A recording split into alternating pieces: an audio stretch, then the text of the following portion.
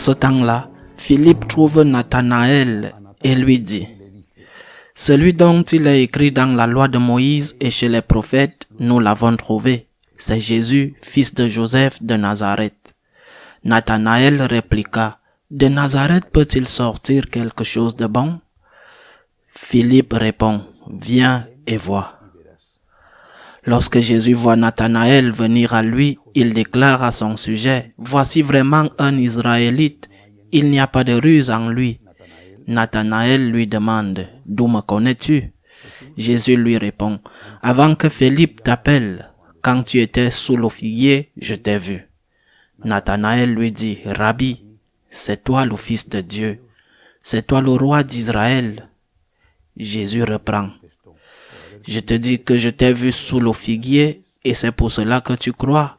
Tu verras des choses plus grandes encore. » Et il ajoute: « Amen, amen, je vous le dis, vous verrez le ciel ouvert et les anges de Dieu monter et descendre au-dessus du Fils de l'homme. » Acclamons la parole de Dieu. Ce Nathanaël dont parle l'évangile d'aujourd'hui est Saint Barthélemy, dont nous célébrons la fête aujourd'hui. Il a été appelé ainsi. Il avait son nom en hébreu, Saint Barthélemy, l'un des 12 apôtres qui est allé évangéliser l'Orient. Non pas l'extrême-orient, jusqu'à l'Inde, comme l'a fait Saint Thomas, par exemple, mais l'Orient plus proche, ce qui serait aujourd'hui l'équivalent de l'Iran ou de l'Irak. Et c'est là qu'il a été tué. Il était de coutume dans cette région de tuer les ennemis d'une manière très cruelle. Il y a de nombreux récits, bien sûr, avant les évangiles, où l'on rapporte que cela se faisait de cette manière, que la mort, le martyre se faisait précisément en enlevant la peau vivant. C'était horrible. On peut imaginer ce que cela représente, d'écorcher une personne alors qu'elle est encore en vie. J'imagine que beaucoup mouraient de la douleur. Ils perdraient conscience et mouraient de la douleur. C'était une chose épouvantable. Les Romains avaient aussi une façon cruelle de mettre à mort, qui était précisément la crucifixion. Et c'était horrible. Saint Barthélemy a été écorché vif. Il a été exécuté de cette manière particulièrement cruelle. Et maintenant, nous devons nous demander, il est vraiment possible que quelqu'un subisse une telle torture pour un mensonge? Un mensonge, une histoire, un conte sont inventés pour 2 raisons. Pour éviter d'être puni pour une mauvaise action ou pour conclure un marché. On n'invente pas un mensonge pour finir crucifié en l'envers comme Saint Pierre, décapité comme Saint Jacques le Majeur, lapidé comme Saint Jacques le Jeune ou écorché vif comme Saint Barthélemy.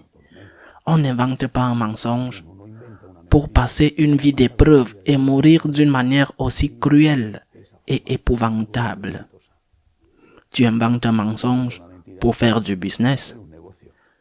Nous allons nous mettre d'accord. Nous allons dire que le Christ est ressuscité et nous allons tromper les gens. Et les gens vont venir ici et nous donner de l'argent et nous allons rouler sur le dollar, comme on dirait aujourd'hui. Eh bien, nous allons vivre comme des princes en trompant ces gens crédules. Beaucoup de gens le font, mais pas les apôtres. Et c'est précisément le certificat d'authenticité de leur message. Était la façon dont ils sont morts. C'est vrai, on peut dire que l'histoire de Saint Barthélemy, c'est une tradition. Mais ce n'est pas une tradition, c'est un fait historique, la mort de Saint Pierre ou la mort de Saint Paul ou la mort de Saint Jacques, les 2 Jacques, ainsi que celle d'autres personnes. Ils ont été témoins de quelque chose qui les a émus de telle manière qu'ils sont passés du statut de lâche et même de traître qui avaient renié le Christ, cas de Saint Pierre, ou qui s'étaient cachés et ne l'avaient pas défendu, le cas des autres, sauf Saint Jean. Ils sont passés de l'état de lâche à celui d'affronter la mort. Que s'est-il passé? Quel événement si extraordinaire s'est produit pour provoquer ce changement? Et ce changement durera jusqu'à la fin de leur vie, sachant comme ils ont su tôt qu'ils étaient en danger de mort, parce qu'ils voyaient comment ils étaient tués un par un. Et pourtant, non pas parce qu'ils aimaient souffrir, mais parce qu'ils étaient convaincus que ce qu'ils disaient était vrai. Ils ont affronté ce qui a fini par arriver, le martyre. Que s'est-il passé pour que ces personnes changent d'une manière aussi radicale? Ce qui s'est passé, c'est la résurrection du Christ. Les apôtres sont les témoins de la résurrection, les témoins que le Christ a vaincu la mort. Si le Christ avait vaincu la mort et qu'ils en étaient témoins, ils l'ont vu, ils l'ont entendu, ils l'ont touché, ils ont mis le doigt dans le trou de son côté, ils l'ont embrassé, ils ont embrassé ses pieds, ils ont mangé avec lui. Si le Christ a vaincu la mort, cela signifiait d'abord qu'il y a vie éternelle. Mourir écorché n'est pas exactement un plat de bon goût, mais il y a vie éternelle. Et qu'est-ce qui est mieux? Perdre la vie éternelle ou mourir tôt ou tard d'une maladie naturelle qui peut aussi être très douloureuse? Quand on sait qu'il y a une vie éternelle, qu'il est vrai qu'il y a un paradis et un enfer, peu importe ce que l'on doit traverser, tout est peu par rapport à ce qui nous attend. En fin de compte, celui qui est sauvé le sait et celui qui ne l'est pas ne sait rien. L'autre chose qu'ils ont compris en voyant le Christ ressuscité, c'est que le Christ était Dieu, que son message était vrai, qu'il était certifié par Dieu, que Dieu avait approuvé ce certificat d'authenticité en ressuscitant le Christ, que tout ce que le Seigneur avait enseigné, tout, et le plus important était sa propre divinité, et bien sûr, son message moral, que tout ce que le Seigneur avait enseigné était vrai, était authentique. Il y a vie éternelle et le Christ est le vrai Dieu. Une fois qu'ils en étaient convaincus, tout le reste était secondaire. Je ne dis pas que ce n'était pas important, parce que personne n'aime vivre une vie de harcèlement, de persécution et d'inconfort.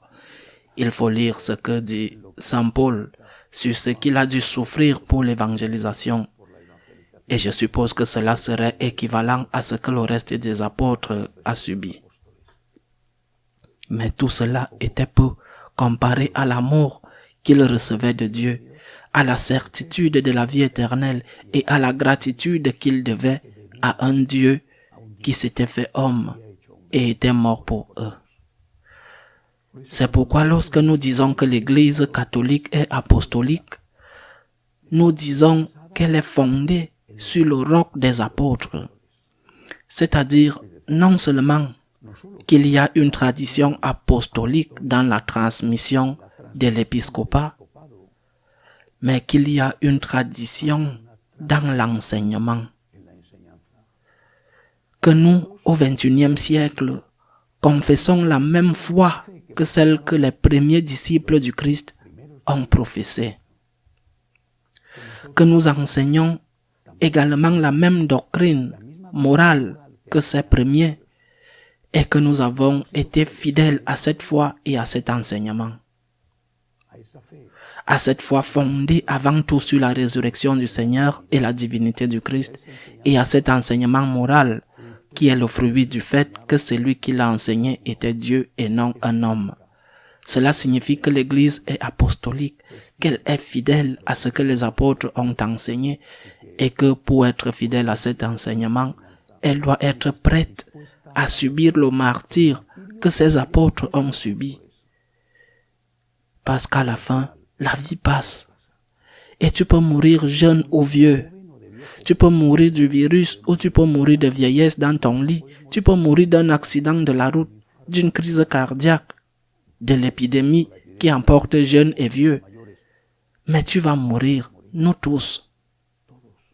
Aucun d'entre nous ne va rester ici pour toujours. Nous allons être éternellement vivants, mais au paradis.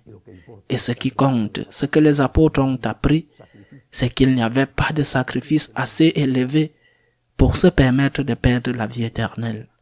Demandons à Saint Barthélemy, apôtre et martyr, de nous aider tous, en particulier les évêques et les prêtres, à être prêts au martyr, à être fidèles au Christ et à son message. Ainsi soit-il.